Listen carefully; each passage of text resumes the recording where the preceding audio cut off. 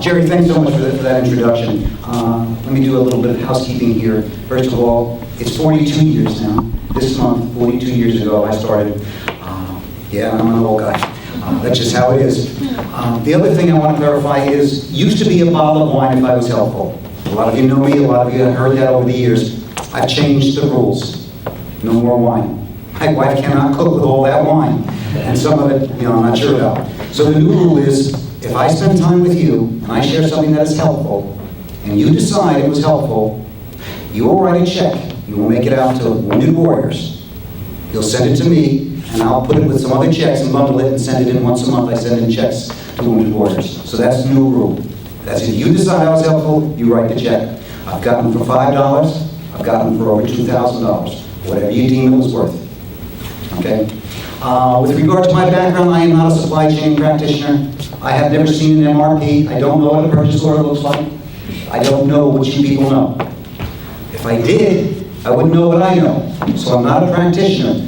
However, I will fool you. You will really think I know what I'm talking about because I will use all the words. There are people sitting on this panel who really think I know what I'm talking about. I don't. Okay? Don't let me fool you. What I'd like to do, instead of introducing the panelists, what I'd like them to do is spend about a minute or so telling us about yourself, your background, why you're here, and then we're going to go into questions. There is one rule. If you know me, you know that I have rules. The rule tonight is if you have a question, questions begin with how, why, where, when, who.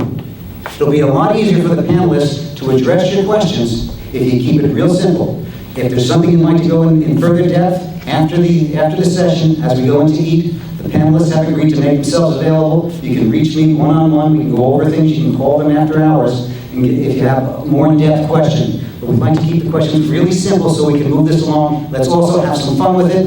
It's going to be a good night, and I understand the food's pretty good also. So with that, Andy, tell us about yourself. Sure. You want me to stand? Would that be good? Can you hear me? Yeah. All right, good. Okay. So I'm Andy Helveston. I'm currently at Mars, so the M&M people over in Hackettstown, New Jersey. I head up their customer service and logistics group, so I have responsibility for customer service, distribution, and transportation. I've been with Mars about 2.5 years, total supply chain experience about 20. Started my career at Chrysler out in Michigan for about a year in their management development program. Did some procurement, did some transportation, then moved to Warner Lambert. So right over here in Morris Plains. Those of you that remember Warner Lambert a long time ago.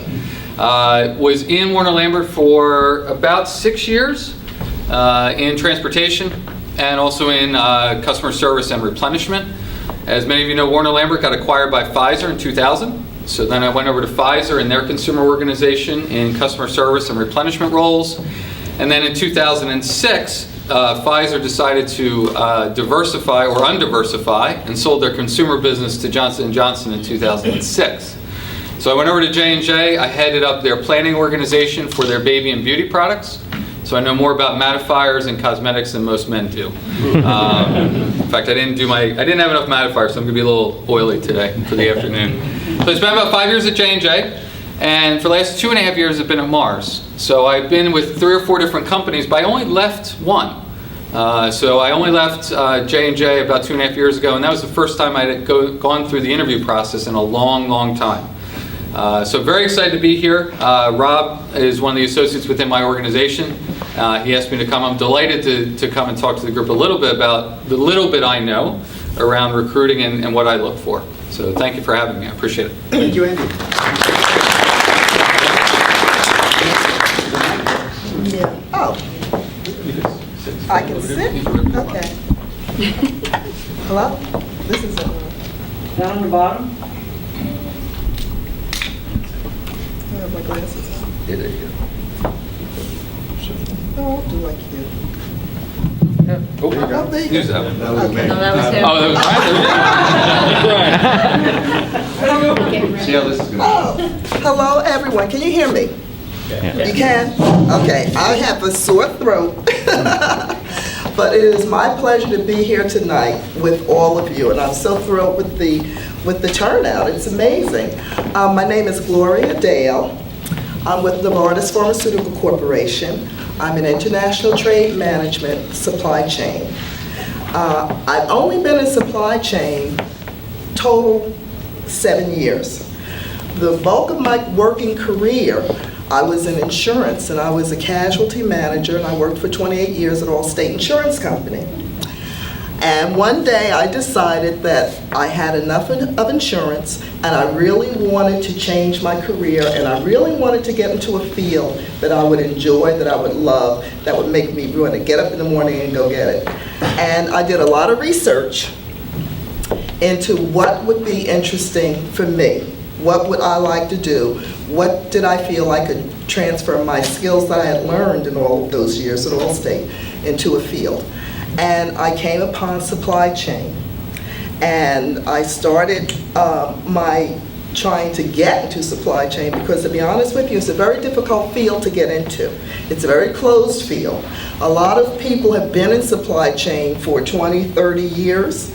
And a lot of the people who have been in supply chain, they brought their sons and their daughters and their nephews and their brothers and their uncles into supply chain. So it's a tough one. So I had to map out a way to get into supply chain and successfully transition from insurance into this field. My degree was in political science from Rutgers. I've met someone from Rutgers tonight. So I was always interested in international matters. I did a lot of research. I decided that the first thing I had to do was to learn regulatory affairs, customs, and I decided to become a licensed customs broker. So that's the first step I took. I successfully completed my customs broker's studies. I studied, I worked, and studied. And then after that, I went for my first job interview in logistics. I was very fortunate. In supply chain, I think I started out at the right place because I started in logistics. I got my first job at Maersk, right up here in Madison, New Jersey. And I handled Southeast Asia. I handled Phillips Van Heusen, that was my client. And I handled all of their imports into South America and into the United States. I did that. After I left there, I stayed there 3 years. I went to work for Hanjin Logistics, and I got a wealth of experience there. My accounts were Alcatel-Lucent and Komatsu. So I worked there for 1.5 years. After about 4.5, 5 years as a service provider in logistics, I decided that I wanted to be a customer. And I decided that I wanted to work in pharmaceutical. And so that's what I did. I was very fortunate. I was able to transfer my skills and everything I had learned in my experience from insurance, what I gained working in logistics, and I was able to sell myself to Novartis in international trade management. So now what I do is I handle their commercial shipments, finished goods, and API, drug substances.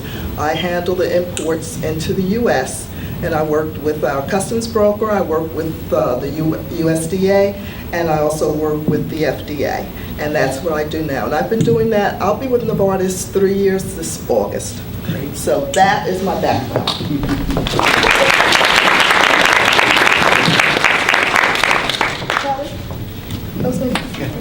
But their mic works. Oh, there might be. Working? Yeah. All right. Hi, my name is Kelly Salerno. I am a recruiter here at BASF. I've been with the company 2.5 years. Prior to coming here, I'm not going to bore you with all the companies I worked for. I was a contract recruiter for about 12 years. So I worked at Schering Plow, Novartis, Nestle, a lot of CPG and pharma companies here in New Jersey, Thermo Fisher Scientific. Oh yeah, I contracted there too for a few months. So, I mean, the list goes on, but I was fortunate enough to find a permanent position here at BASF. Like I said, I've been here 2.5 years. I recruit for 5 of their divisions, and I handle not only the supply chain positions for those divisions, but marketing, sales, engineering, whatever they need for those businesses. So I'm not strictly supply chain. I do work a lot with Gary. He is the go-to, as it was said before. And so I'm very happy to be here and talk to any of you about anything you want to know about BASF or talk about your resume. We can connect on LinkedIn, keep in touch. I'll take a look at your resume if you'd like. But I'm here if you have any questions. All right.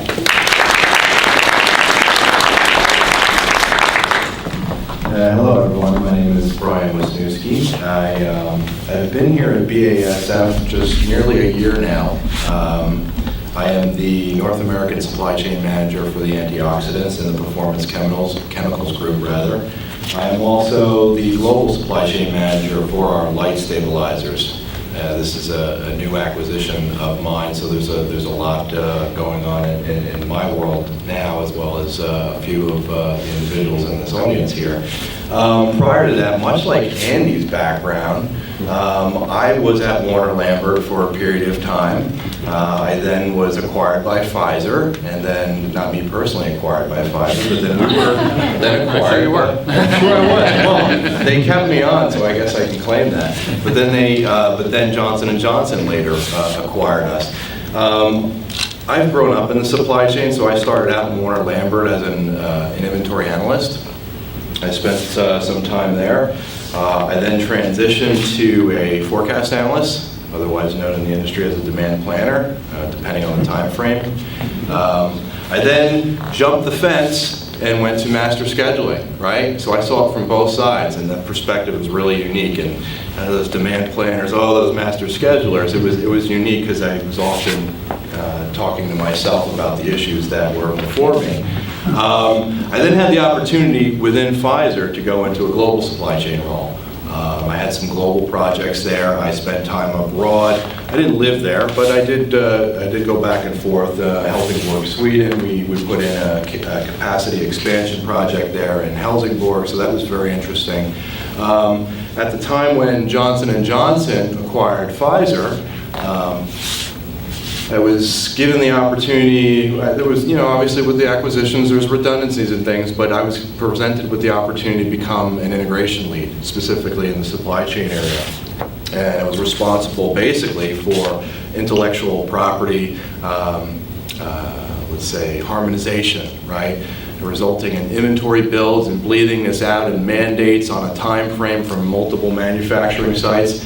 There were also, unfortunately, multiple manufacturing site closures and resitings. So I had that opportunity, work with a number of people, one friend in the audience here.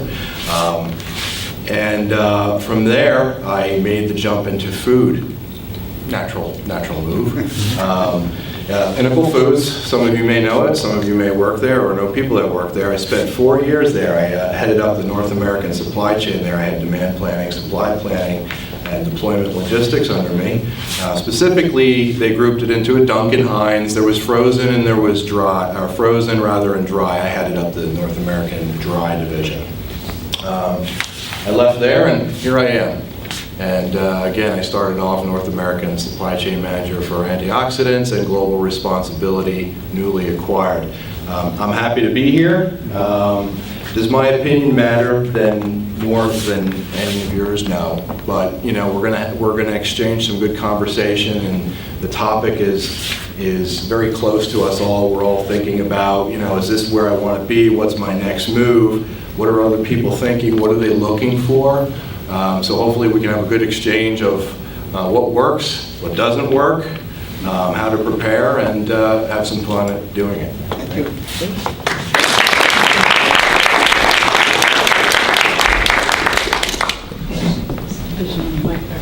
You guys got this on? Maybe I wasn't pushing the button.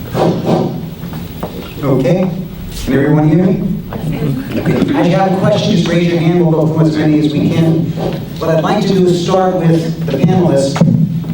Briefly, what 3 things are you looking for when you receive a resume? Can you each give me 3 things you want to see on that resume? Brian? Okay. Well, first and foremost, as a backdrop, right? To get the resume to the actual hiring manager is a task in and of itself, right? Hiring managers in the audience can share that sentiment. There are filters, there are levels, there are layers, however you want to say it, that resume then will go to there. But when I do see it, and I've learned this over my past experiences, it has to be, and these may seem very basic in principle, but I can't emphasize them enough. And unfortunately, I've been the victim of maybe not adhering to what I'm about to say, is keep it clean, crisp, and relevant. Clean, don't make it busy. Keep it simple. Don't fancy up the font. Keep it basic, maybe Arial or whatever, what have you. I don't know, as basic as I can think at the top of my head. Keep it crisp and clean, relevant. You will need to tailor your resume to the position. And I'm not talking about embellishing and changing your experience. You need to read through that job description. And we all know the levels of job descriptions that are out there. Some are very explicit, very detailed. Some are very, a monkey could do this, right? But you need to read through the key words there. And you need to digest those. And then you need to look at your resume, and you need to start with a blank slate of paper, and you need to rewrite it. Okay, so I mean, those are the three things that I come top of mind. Great. Kelly? Right, like Brian said, I can't emphasize enough how it has to be clear and concise, not busy, informational. Just like some job descriptions out there, like you said, and it seems like a monkey can do this. People don't put enough information on their resume. And we don't want it busy, but maybe include information or a sentence or two about the business you support, or the volume that you work with, the products, the type of business. Sometimes I can't even figure that out. And as a recruiter, we get dozens and dozens of resumes for each position. And I have to go through them in the automated system, which Brian can attest to, that it is slow to go through. So when I look at it, I mean, within 3 seconds, if I don't see what I need to see, I have to move on to the next one. I can't look and dig for that information, so it is important. I wanted to bring your resume as an example, because I looked at it before.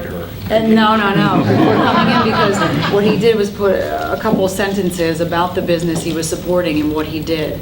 And then there were some bullets under that to further go into further detail. So, use words such as implemented, gained, support. I mean, not just use words, talk about those things. Like, what did you do? We don't want it to look like some of the job descriptions that unfortunately sometimes are too vague. How did you do that? What did you do? What did you contribute? That's what we're looking for. The more information, the more clear and concise it can be. You could write a paragraph and still say nothing. That's not going to help you. It has to be informational. I can't, again, stress that enough. Yeah. Gloria? Well, I would say from my past experience in reviewing resumes, I would say exactly what my two panelists have said. You can't hear me? No. I'm sorry. Okay. Okay. All right, can you hear me now? Okay. I would keep it clean and crisp. I would use Calibra print. I like that better than ours. But I think the key thing that Brian mentioned as well is getting through to a hiring manager. And in this day and age, where every job that you have to apply for, you have to go online. The days of looking in the newspaper and then going downtown to personally meet a receptionist and get into the door to meet the hiring person, those days are long gone. It's now you have to go into this massive website, you have to fill out all their little data fields. So the thing that is critical on your resume is you do have, if you're applying for a specific position, read that position very carefully. You have to my mind, you have to take your past skills, your experience, look at it in the position that you are interested in, and see how you can tailor your resume to fit that area, because there's going to be keywords that's going to get through. Just like Kelly said, you know, she can't read something and something doesn't jump out at her in 3 minutes. It's gone. So you have to tailor it. So if there's keywords there that the company is looking for, if they're telling you they want somebody with X, Y, Z, then you find a way, not lying, but with all of your vast experience, I'm sure that you can tailor it to take your experience and fit it in there and use that word, that second word, that third word, so it can pop for a hiring manager, because there are thousands of resumes going in every day. Go Let me ahead. comment on this. So, some of the things that I've learned over the years, number one is the 80-20. 80% of your background, your knowledge, your experience, your expertise, your education, 80% of what you think you bring to the market is of no interest to any individual hiring manager. So your role on a resume is to identify the 15 or 20% of your background and experience that is of interest to the hiring manager. If you can do that, as Brian said, relevant experience I teach, and Kelly, you've noticed this, on the resumes I submit, there's an objective, it's 5 words or less. And the next heading is relevant experience. And if I give you 1 page to describe your relevant experience, you're going to be a lot more effective on identifying what they want, as opposed to every blessed thing that you have done. So it becomes a discipline. If you can do that, you're going to be a lot more effective. You're going to get a lot more interviews. I'm giving away some of my tips here, so. We all need your tips. So the three of them did a fantastic job. Times New Roman, actually, is my personal favorite. But I think, to just build on what they said, to Brian's point, it's about building the relevant experience, Gary, to your point. It's making sure that if you're looking for project management, that you're identifying an area in your career, in your past, when you manage a project. It could have been 10 years ago and not 2 years ago, but identify project management. The other thing is, to something that Kelly said, the first person reading your resume may not have any idea about the job, or very minimal idea about the job. They're looking for the keywords, they're looking for the experience, but if you write, I did APO, master scheduling, and an MRP role, they might be like, I have no idea what you're saying. So it's about saying, I schedule production for this line. Because somebody might be reading and have no idea what production scheduling is. Our recruiters, just like you said, recruit for all positions. So, you know, an MRP, I don't know exactly what that means. Oh, you do material requirements planning. Oh, and at least now I understand it. I know what that is. Yeah. Atta girl, Kelly. So that's what I would add. Okay, let's have some questions from the field. All right, we got one from Jerry. I just wanted to expand upon what Kelly was saying. What I heard her saying was action verbs. And, you know, action verbs related to the subject. Implemented this, saved this, results, action verbs. I think what I was hearing Yeah, you say. absolutely, yes. And it's a good thing to remember, those 2 words, results, or 3 words, results, action, verbs. This is what I did. Along those same lines, which you will find when you begin to quantify your accomplishments, implemented, instituted, I use the illustration, reduced inventory while increased customer service levels. Well, that's not very impactful. Okay? Actually, I can reduce inventory levels to 0. Of course, customer service is going to be 0 as well. But if you can quantify it, numbers scream for attention. And so when you're writing and describing your responsibilities or your accomplishments, quantify it and use a legitimate number. If I see 10, 20, 35, 45 round numbers, I know somebody's fudging, somebody's not doing the research, they're guessing. But if you put down 36.7 or customer service levels at 98.3, there's some credibility there. Do the math, know the numbers before you go in there. Okay, questions from the field? Oh, I'm sorry. So the one thing I would add, so when, you know, if you're talking about a recent job you have, I think you might have mentioned this, Brian, as well. The first line should be about the scope of responsibility, right? So was it, I managed 10 people and $400 million, or did I manage 100 people and $4 billion? And then, to your point, it's the action verbs around, I implemented a new program which, because what I want is I want someone who has left a legacy in that particular role. So if all you said was, I managed a group of 20 people over the last 2 years in customer service, it doesn't tell me anything about what you left behind whether you implement or institute it. But it is good to know the size and scope of your responsibility. So I think adding that and then what you worked on is important. Give you a tip, if you're applying to BASF, they like billion-dollar firms. So, whatever those numbers are, that's going to be important. On the other hand, a smaller company is overwhelmed by a billion-dollar company experience. They don't have the tools, the work system, and all of that. So know who you're applying for. Anyway, another question. Jay?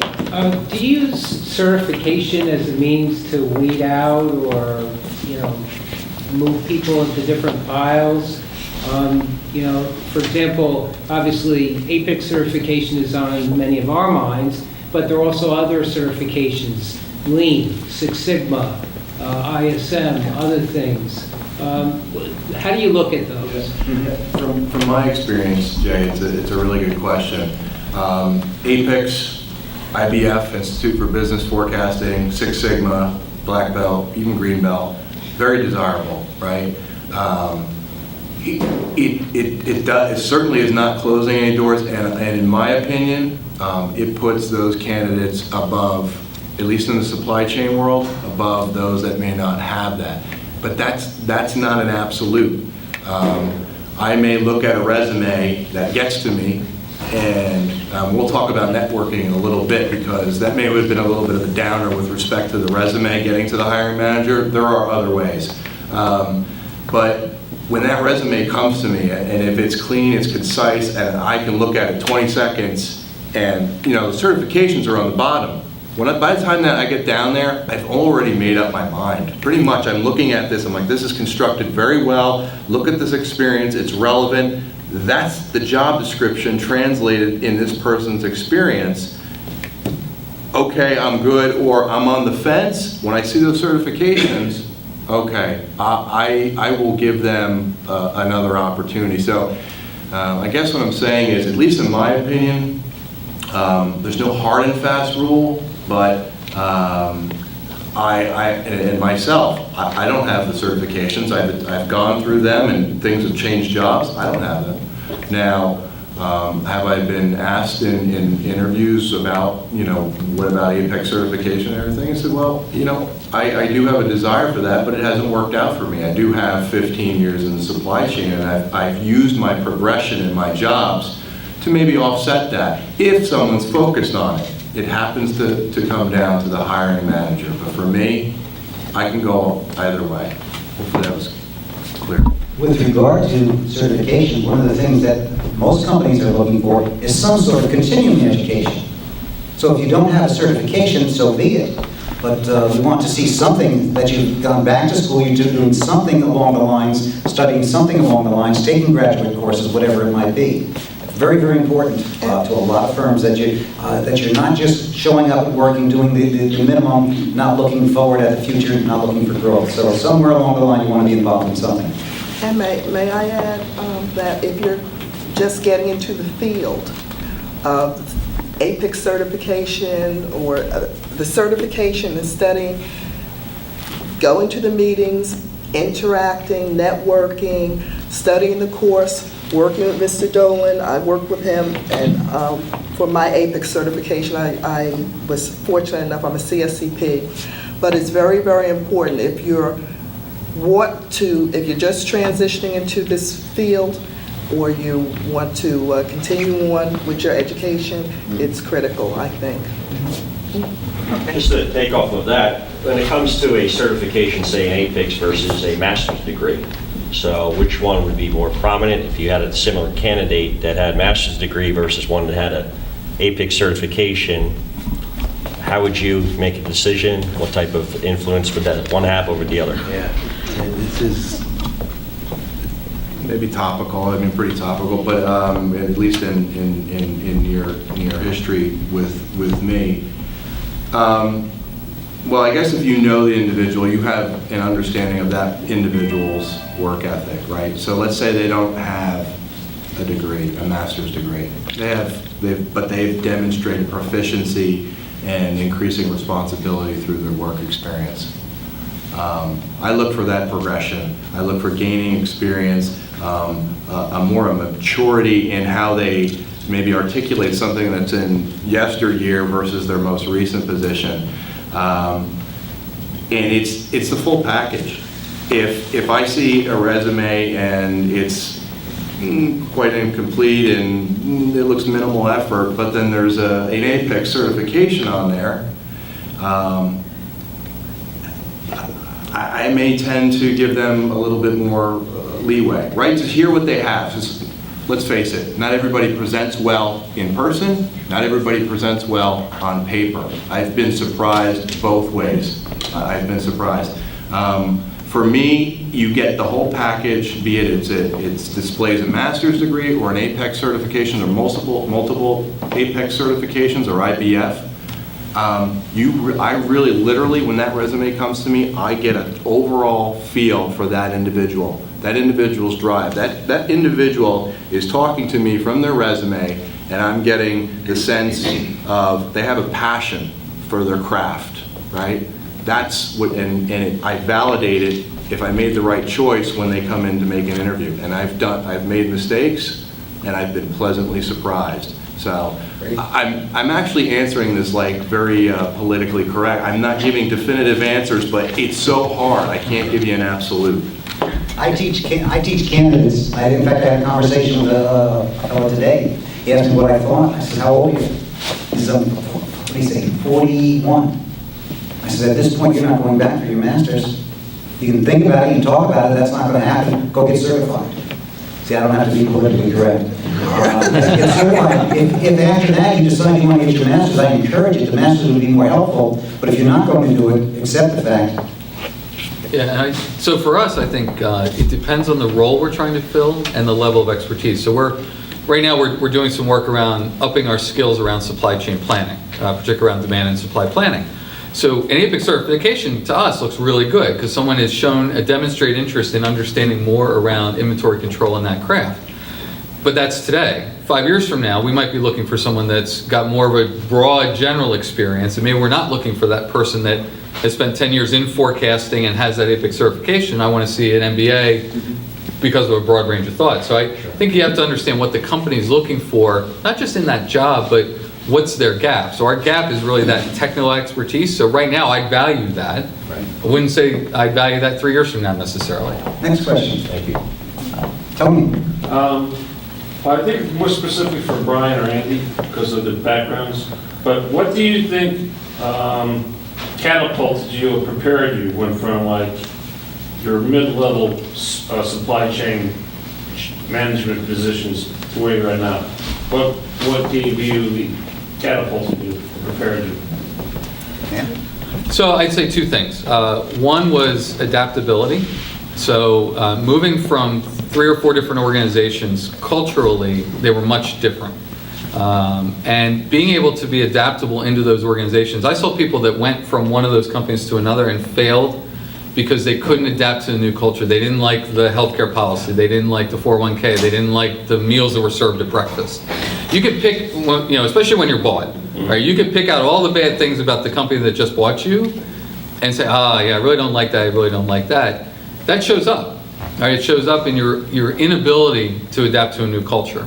So that was one for me. The second one, and you hear this a lot around luck, right? And the definition of luck some people use is when, opportunity meets preparedness. Mm-hmm. So always being prepared for that next opportunity and then taking advantage of it. I was fortunate when Pfizer bought Warner Lambert, and a couple of you know this, Warner Lambert had a very lucrative severance package, very lucrative. So a lot of people left. I was not in the position, I was there 5 years, I was not ready to leave.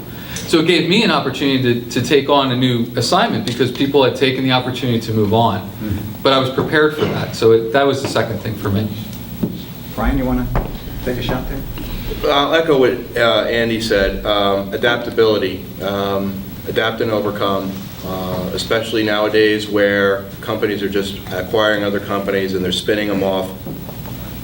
You need to be flexible, you need to go with the flow. Doesn't mean you can't be uncomfortable. I think a certain degree of uncomfortable, you need to get comfortable with. when you get comfortable, if you're in a company that, let's say, Warner Lambert days, Warner Lambert was very close, for those that may have worked there or know Warner Lambert, spoken with people that worked there. It was very close. Everybody knew one another, had a great working relationship. Pfizer acquired Warner Lambert. Pfizer was very much militant, very process, at least in my opinion. I saw that as a positive. I love that. I love the structure. I love the order. Yeah, there was a cultural difference there for a while, but I survived. And I survived because you read into it, you absorb it, and then you adapt, right? And that really speaks to, when we'll get to this section, the interviewing process, right?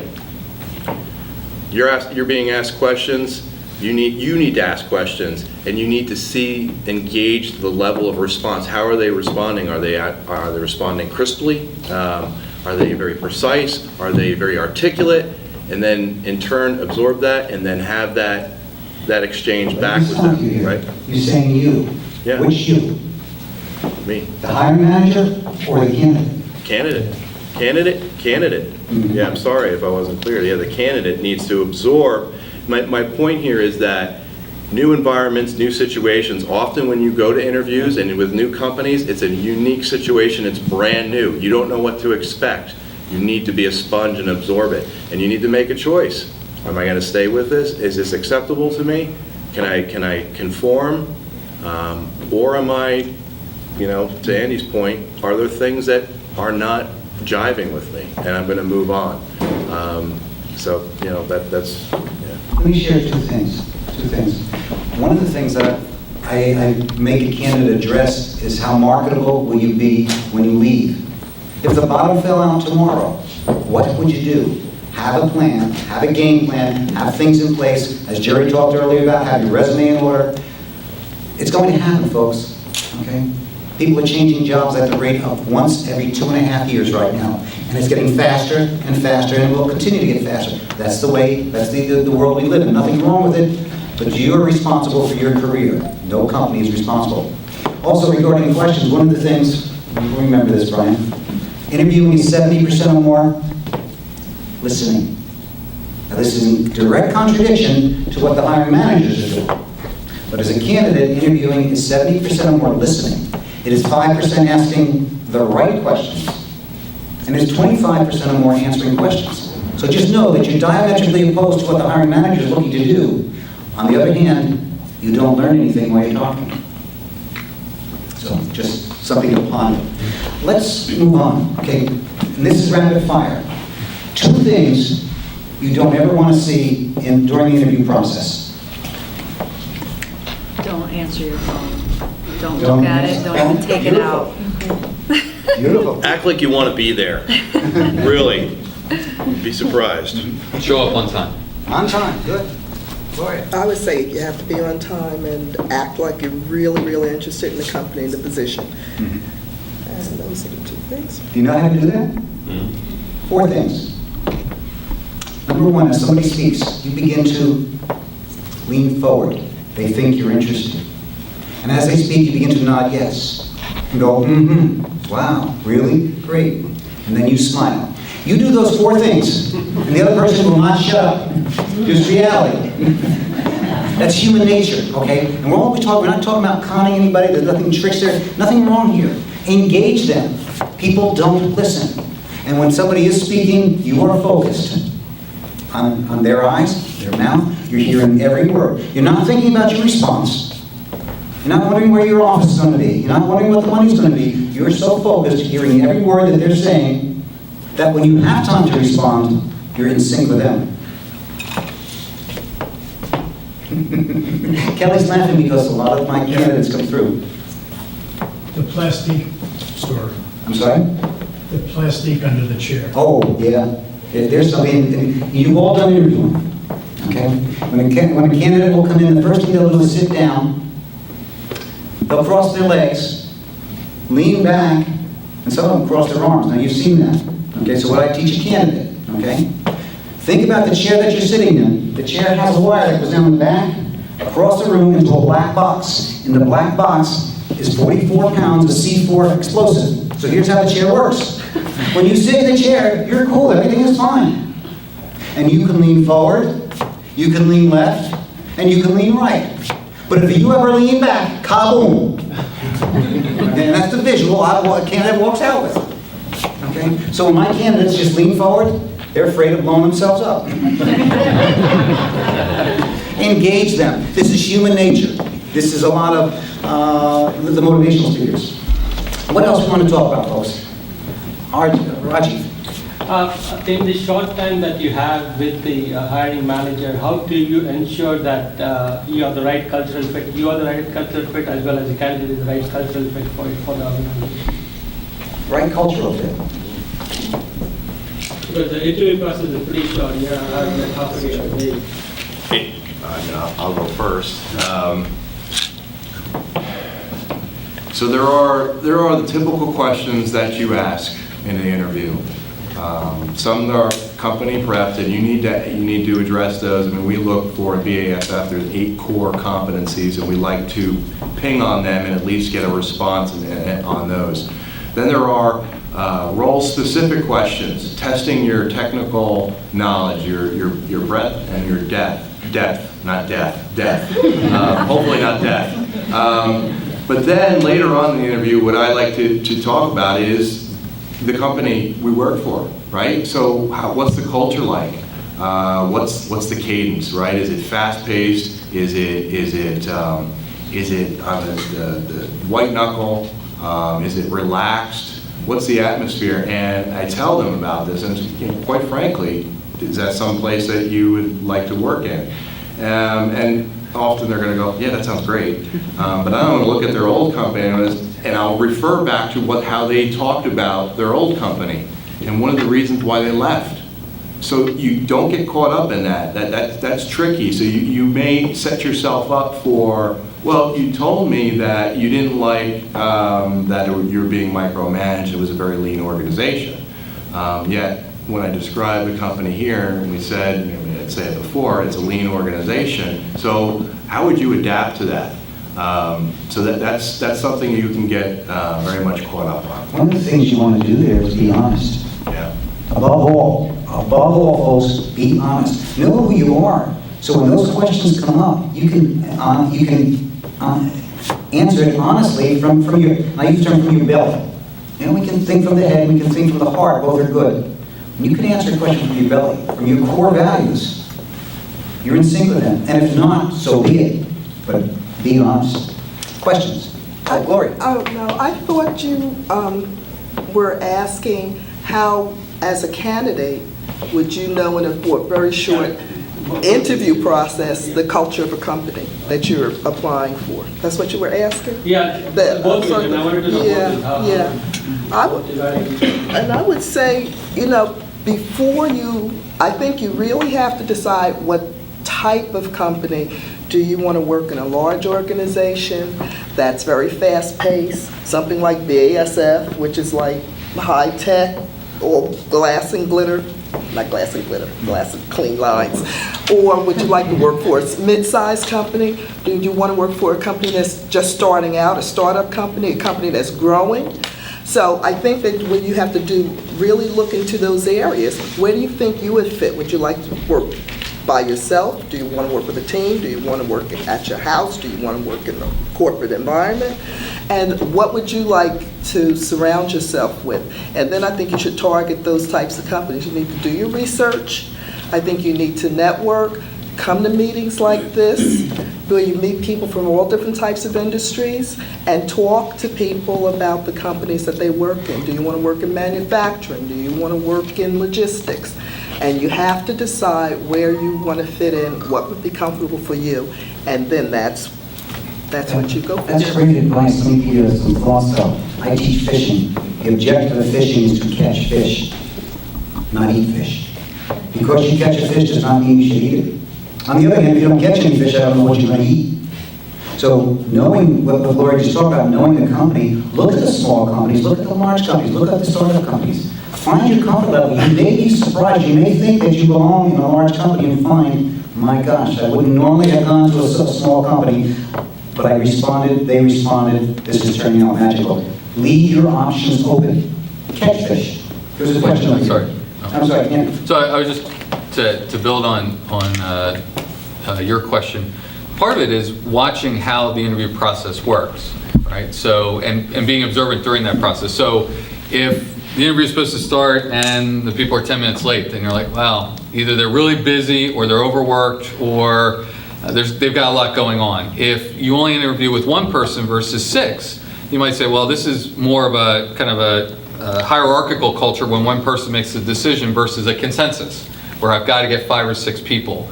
And even simple things like, we dress casually, so I wouldn't dress up because I was interviewing someone because that's not who we are.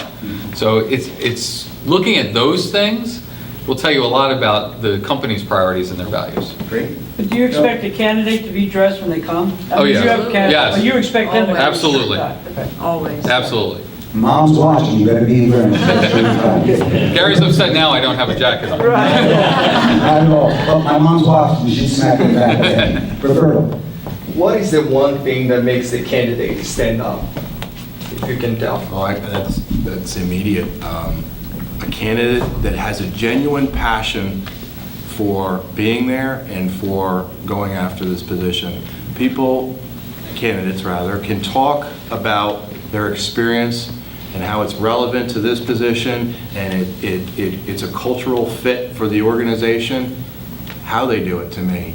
I like people to, well, contrary to what Gary's saying, I want the candidate to lean forward and well, actually he said that, but be very engaged, right?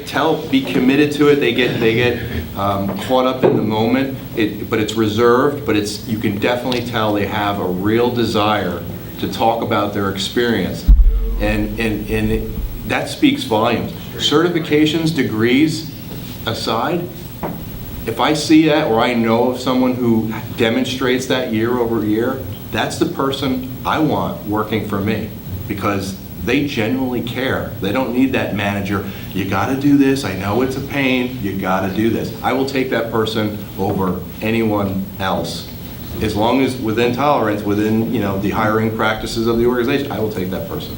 Great. Right, just to add on to that real quick, from my perspective, I mean, that comes across on the phone screen. So if the resume does get passed to me, or past me and to Brian, and he says, okay, this is the person I want you to screen, that does come out on the phone screen as well, that they can't tell me enough. And they're giving me specific examples and a lot of information, but they're being clear and concise. It's not just buzzwords and going on. And that's another thing that I can't stress enough. When you come in to interview, like Gary said, listen, then respond, but answer the question.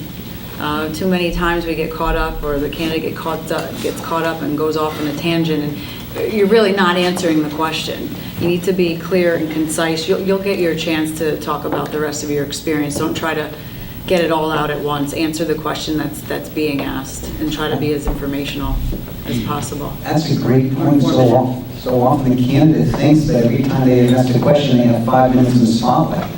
And that will annoy the heck out of any interview, be it HR or the hiring manager. One of the things I do is I teach, keep your responses short and take their temperature. Answer their question, do it in 3 sentences, and then respond. Did I answer your question? Would you like to hear more? Should I continue? Can I go into depth? Would you like to hear some of the accomplishments? Can I brag about some of the things that we achieved? If you keep taking their temperature, you'll always be talking about what they want. You're in sync with them.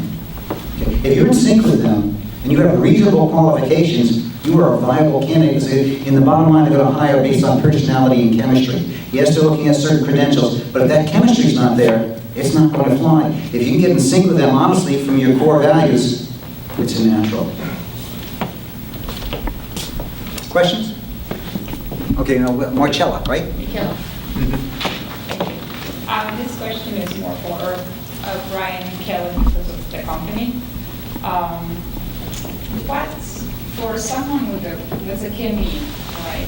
What hasn't been in the chemical industry in a long time, but has all the graduate visa necessary. What certification would you need that would make that experience or skill development?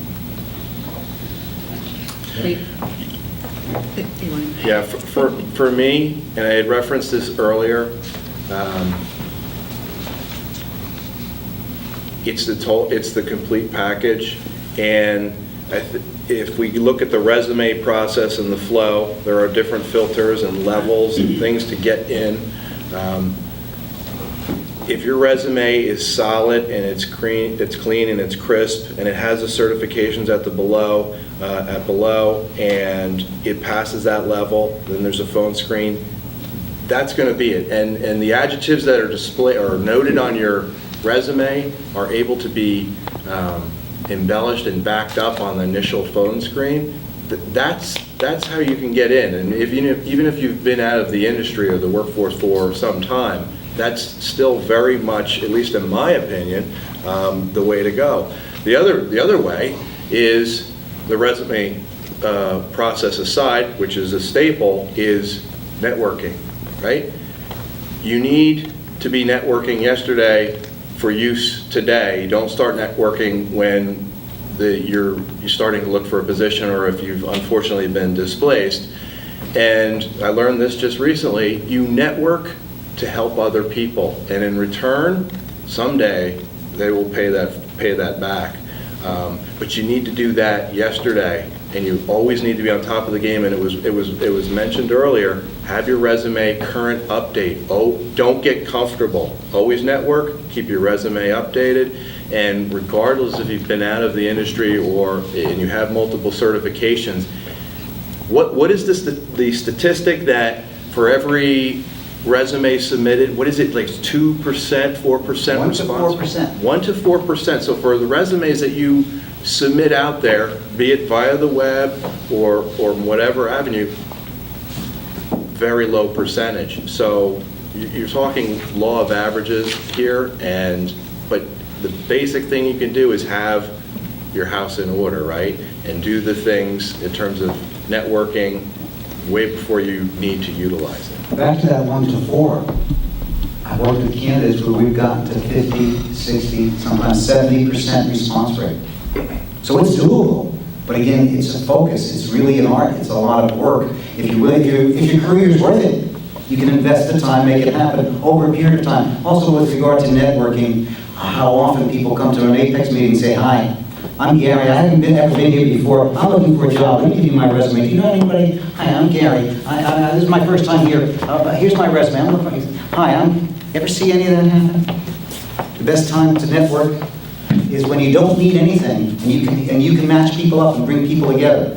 If you can do that, again, from your core, it's not who you know, it's who knows you. And you do enough of those things over a period of time, everybody knows you. So when you need a favor, you can just reach out. Next question. Stephen. What is a good or a bad answer to the question, why did you leave your last company? Andy? The best answer is the honest answer. No, go ahead. You go and I'll go after you. Go ahead. Yeah, I mean, you don't want to lie. I mean, we do background checks. There, people in the industry. I mean, more than likely it's going to surface, right? I mean, why are you looking to leave? Let me ask you. I mean, I'm not. I'm actually very All right. happy. I was going to say, what would your answer be? I would like to plan for all Right. eventualities, so we Right. can see if there's something better out there. Yeah, so for me, it was about why this opportunity appealed to me. So it wasn't about why are you interested in leaving. It's more about why am I interested in applying for the role that I'm sitting in front of you for. So if you haven't been displaced, and if you were displaced, you can be very honest. I was let go 2 months ago. Took some time to decide where I want to go, and that's why I'm here. But if you're currently employed and you're looking, it's really, you want to be able to describe why this job that you're applying for is really interesting to you. Less about why you're interested in leaving. And to add to that, you would never badmouth, you never, ever badmouth your former employer, your current employer. You never talk about bad things or say bad things about the company. It's just not, that's just not done. With regard to answering that question, if you've done your research, you begin to understand the difference of your present firm and this other firm. You begin to see a pattern. Here's another thing you can do. Go to their webpage and look up the last 25 to 50 job openings that they posted across the board: accounting, finance, marketing, chemical engineers, packaging packaging people, read 25 other openings that they've had. You begin to learn their dialect. Do they have SKUs or SKUs? Do they have a bill of material, a BOM, or do they call it a BOM? They have a master schedule, master production schedule, master plan, or an MPS. You're I good. don't know what any of them mean.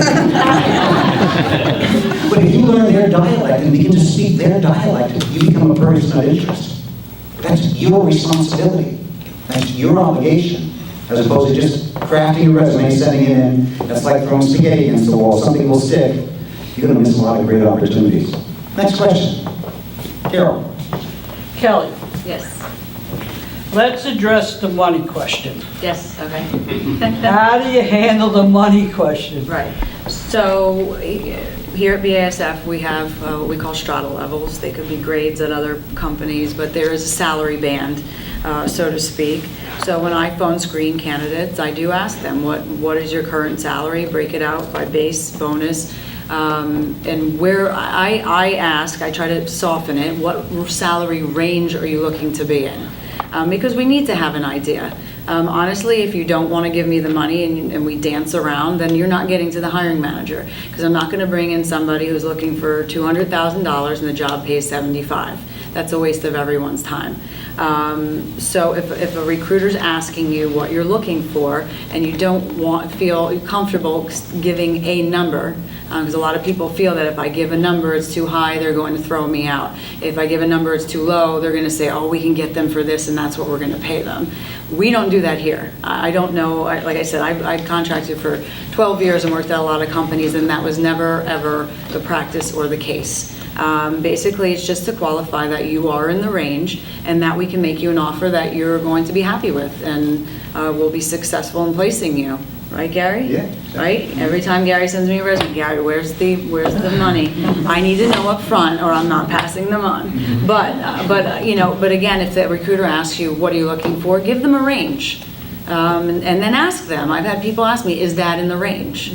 Or if they, and to me, it's a discussion. It's not, oh, okay, they said this, oh, I'm done with them, or I have an open discussion. I don't know that all recruiters are like that out there, but give them a range. But my question then Yes. would be, why doesn't HR give the range? Right. So the salary And we is won't- from 50 to 75. Right. So, so that I don't run that risk of saying, I'll take 76, and you're like, I forget, you know what I mean? So Right. instead of asking us Because if for the I give range- you a range of 50 to 75, you're going to say, I want 75. No. And you're only making 32 now, so you're not getting 75. You'll be lucky to get to 50, Right. 50's enough. All right, fair enough. But we don't, our ranges are so broad Yeah. that we don't want people to think that they're going to get the top of that range. Right. We have to look, when we make an offer, we have to look at internal equity, we look at the experience you bring to the table compared to the peers, your peers here in the company. So it's not just the range that we look at. We have to work within the range, but we look at other factors that help us determine what we're going to offer you. A softer way to answer the question, when Kelly or someone else brings it up, is say, well, you see what I'm earning, that's what I'm worth to them. I don't know what I'm worth to you, but I'm assuming we're in the ballpark somewhere, just based on your present package or whatever it is. And in this case, they've got your base and your bonus. So that's a softer way to respond. At some point, she's going to get a number out of you. Right. Okay? But at least you bracketed it somewhere. Question. Next question. Sir. So what about the length of resume? So, some people say that the ideal length is 2 pages, but then, some companies, they will come back saying that, oh, there's not enough detail, we need more detail. So is there an optimal length? In my opinion, I would say no more than 2 pages if you have to do 2 pages. I wouldn't want you to not include information that is relevant, especially if you have 10 years plus experience. I'm okay with 2 pages. I don't know how you feel when I pass you 2 pages. Mostly 2, and there are ways to be creative, especially if you're the multiple acquisitions and mergers, and there's a way to combine formally of, I think I did this on my resume, so Warner Lambert, Pfizer, Johnson & Johnson. It makes for interesting conversation if you get to the interview. I have no idea where you were, but formerly Warner Lambert, now with Pfizer, formerly with Johnson & Johnson, and you can bucket it together and then group them all down rather than kind of just creating separate or items on your list. Two resume. Okay. So now you have resume ready, right? And then now you need to either submit to the web or to a recruiting manager or to the HRs. And now the question is that, do you think it's a good idea to contact the recruiting manager directly? If yes, how do you do that? Okay. So every candidate has to submit their resume online. If for some reason you network, you come through Brian or anybody else and the resume comes to me, I'm going to email you and say you need to please apply online. There's federal laws and guidelines that every candidate has to be treated the same, and that's part of the process. They have to go through this, the same process. You have to answer pre-screen questions. So that's actually the first line of screening. Do you have X amount of years in this? Do you have APICS certification? Whatever the qualifications are.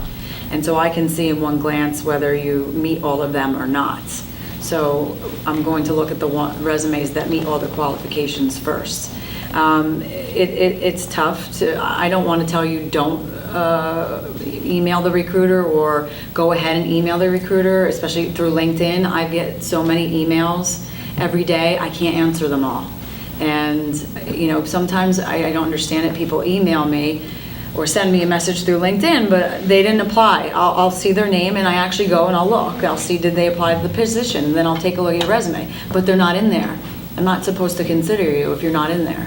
So, if you're really that interested, you need to apply online first, then try and reach out to the recruiter. And again, we're I hate to say it, we're all very busy. I know I try to respond to people who are in touch with me. You won't always get a response, but you never know. You never know when it's going to open up that door. So I wouldn't discourage you from doing it. But number one, apply online to whatever company it is. Rob? Back to the resume and the length of it, part of it again. Earlier we talked about focusing the resume and writing it for that position. I practiced that, and I've been through this with Gary, where it's kind of like losing a child, getting rid of that second page for me. Put it back down to one. But does it scare you to get one page? I mean, I've got a bunch of experience. If you had 20 plus years of experience, yes. What do you think of that? Yeah. Yeah. It would.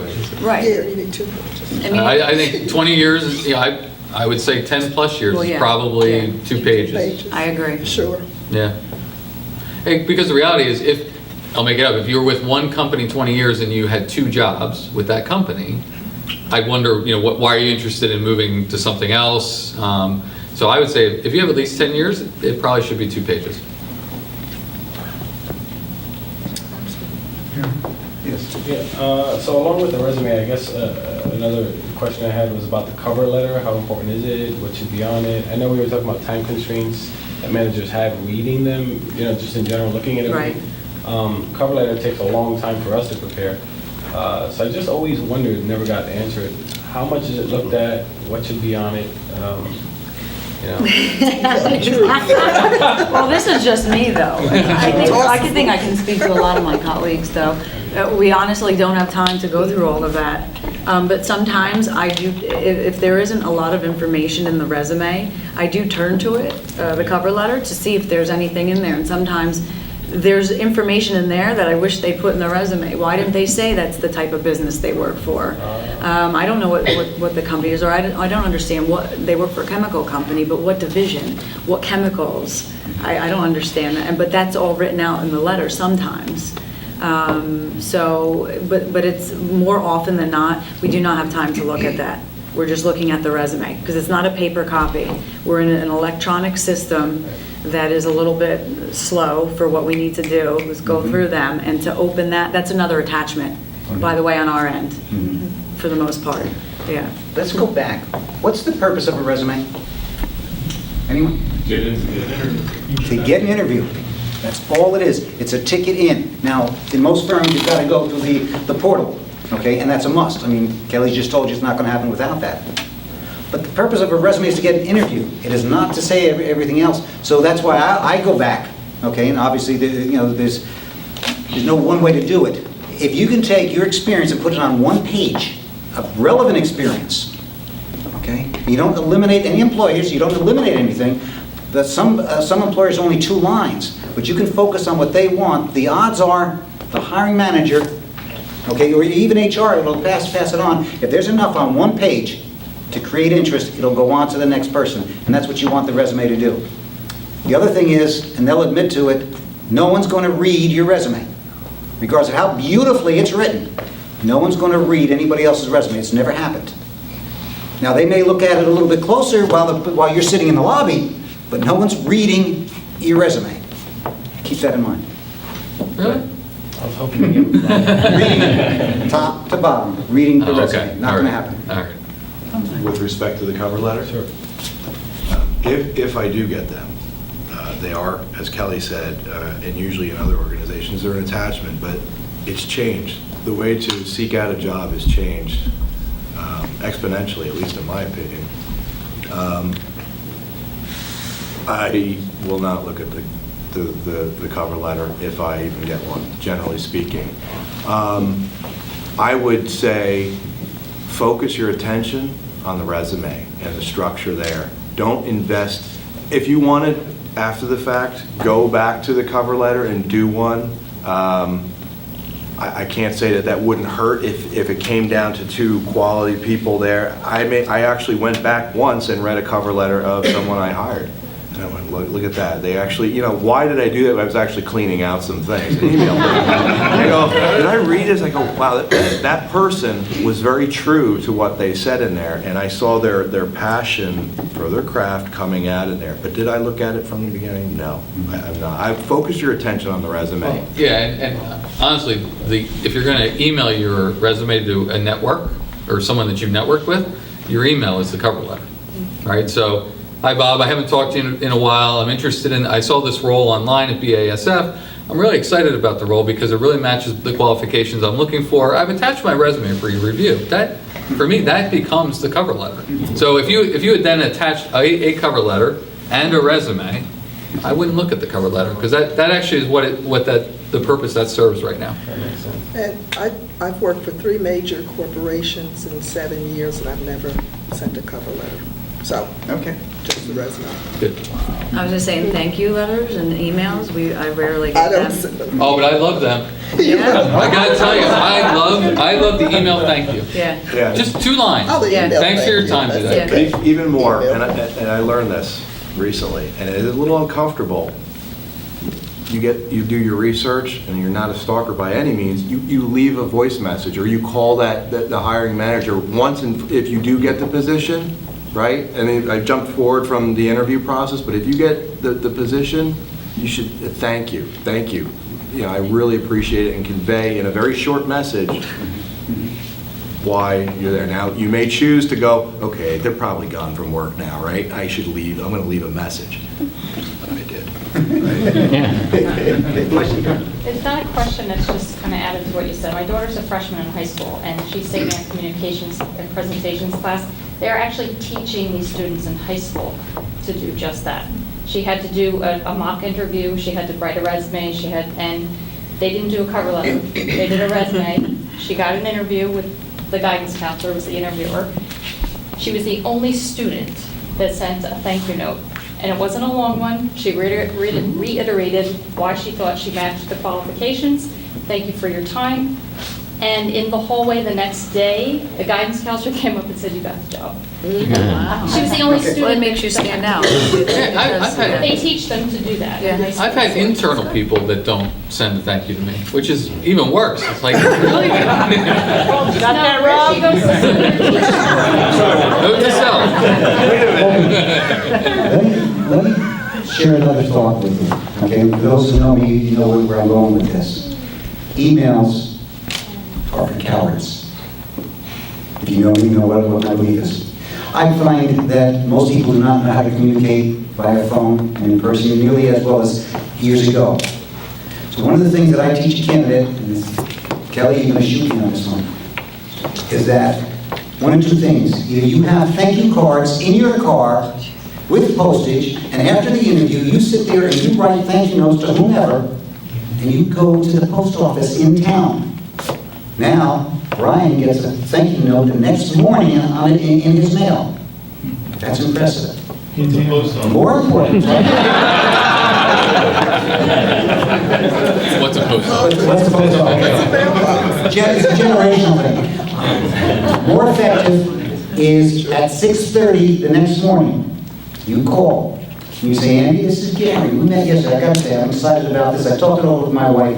I'm on board. If you need anything at all, okay, I'll make it available. Thanks so much for your time. And you hang up. Now you leave that at 6:30. Now here's the challenge.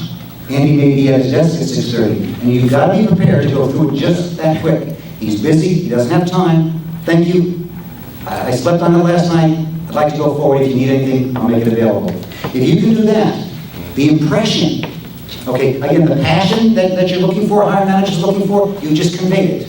As opposed to, dear so-and-so, thank you so much for the time. I'm really, really interested. I really, There's no impact. And it's with 130 other emails. How much passion have you conveyed? Just another perspective. Michelle? I usually have my cards in the car. Can I just drop them at the reception when I leave? Because I spend I'm serious. Better with the postage stamp. Better post office. What would you prefer? Quite frankly, if I saw something that, and if you dropped it at the reception desk and they walked it back, if it happened to be that company, BASF, I wouldn't get it until next year. But if I checked my mailbox, which I don't, I would be, okay, that probably was prepared and it had no thought behind it. It was just automatic. Okay, I interviewed, here it goes. It's not as genuine. Yeah. Because, unless you went out there and hand wrote it after, which I have no way of knowing, it might be a little bit, to me personally, a little too quick. Because I would think someone takes time after the interview, steps back and digests what just happened. They're going to go, I think I did all right. I didn't do okay. Well, there was that. And if you've worked with Gary, you call them before you leave the parking lot, right? So you have that time. So you're not necessarily writing. I would just say take some time to reflect on what happened and then write it. If I get it within that week, brilliant, right? It's perfect. I think it's very meaningful, and probably 50% of the time I get them. It's easier for me to spend another hour in the parking lot after the interview. So. Yeah. Well, if you have to call Gary, that's what happens. What's the fine line for being passionate to follow up when you're saying it's a prolonged time to make a decision on a position and being a nuisance? Yeah, that's a tough one. For me, so you've been granted an interview, you came in, and the way we do interviews here at BASF, it's generally multiple people. It's panel style, right? So it's not one-on-one. It's literally you're coming in, there's 4, there's 5. I came in, there was 6, and then there was another round of 6. Well, I don't mean to talk to you about that. I was like, what? But I would say after that, you wait a few days, you say, or within 24 hours, you write your thank you, you call up, you leave a message, you say thank you, I appreciate the opportunity, I just want to reiterate real quickly, this is why. If the interview, the hiring process, particularly here in BASF, and that's not a negative, it takes a while. I've seen periodically where it's a couple weeks. If you're working with a recruiter, generally they have a good feel of how quickly I can ping back in there. But if you're on your own, I would not burden that manager, and I've had it happen. I would say you follow up, you write your thank you note, you let a week, 2 weeks, go 2 weeks, at least 2 weeks go by, you leave another follow-up. If another 2 weeks go by, okay, maybe one more, I'd be okay with that. If it goes beyond that and you haven't heard anything, you leave in that third time, and I honestly think BASF does a really good job of getting back to people. I know with my experience, Kelly was calling all the time letting me know, right? I work with a recruiter and he's calling me all the time. But I've worked for companies, you don't hear anything, right? You don't, nothing. After that second time of follow-up, over a month, right, 2 and 2, I would let it go. Yeah. Unless, I just want to add something, unless you're interviewing somewhere else, and an offer materializes, but you're really interested in that company, there's nothing wrong with following up again. Say it was 2 days after your second follow-up, and now all of a sudden you have this other offer, and you're interested in them, maybe just follow up one more time, just let them know. Listen, you know, I don't mean to be a pest, but this offer materialized, you're my number one choice. You know, can somebody get back to me either way? Careful with that, because very often they'll say, take the other offer. So you better have the other offer, because companies have been played with by that. Oh, I have another offer. But don't do that to get a response. No. But to tell them and leave it in their hands by all means. Yeah, so the one thing I would say is, one of the questions asked before you leave is, so what's the next step in the process? Right, because I know, depending upon, we do a panel very similarly, depending upon how it's set up, we make a decision that afternoon. Like, we will interview 4 candidates, there'll be a panel, and if we have 4 people paneling, we want to get them all at like 4:30 and say, all right, we talked to 4 people, let's really try and make a decision here. Now, what that might mean is, for us, it would either mean, you know, if there were 4 of you, we might send you on to meet with the senior leader of the organization, which you would know within, 48 hours. If you don't hear that, there's probably a good chance you actually didn't make it to that second round. So if you ask up front, so what's the next step? And they say, well, we're going to take 1 or 2 of the 4 we've interviewed, and we'll get back to you in 72 hours. That way, at least you know it. And I think that's the best thing to do, is really understand the process that they're running, the time frame they have. And if you get beyond that, I wouldn't go 3 or 4. I would probably do 1. And if you got past that timeline, I would assume that's probably not a positive response. Let me give a question here. Another thing I teach candidates is no news is no news. Okay, you've all worked for companies, you know how busy you are, there are things going on, unexpected things occur, and HR does not take any joy in prolonging the process. The hiring manager wants it filled immediately. So their intention is good, they get bogged down, other things occur, a policy will change, there's a freeze on something. So no news is no news. Don't try and read into it. Okay? Don't think the worst or the best. No news is no news. Go about your business. Follow up as you're comfortable. I suggest 3. Okay? No more than 3, but whatever it is. But don't read into it. Is that fair? Fair. Okay, we're running on time here. 2 more questions? Okay, sir? So, question more from the hiring manager's perspective. So, there are these pre-screening, questions which are very objective, like do you have this, how many years, and blah, blah, blah. So, I guess there is also a risk over there that, there might be a gem of a candidate that might not clear through that, but you probably want that, and you don't know that this person is out there.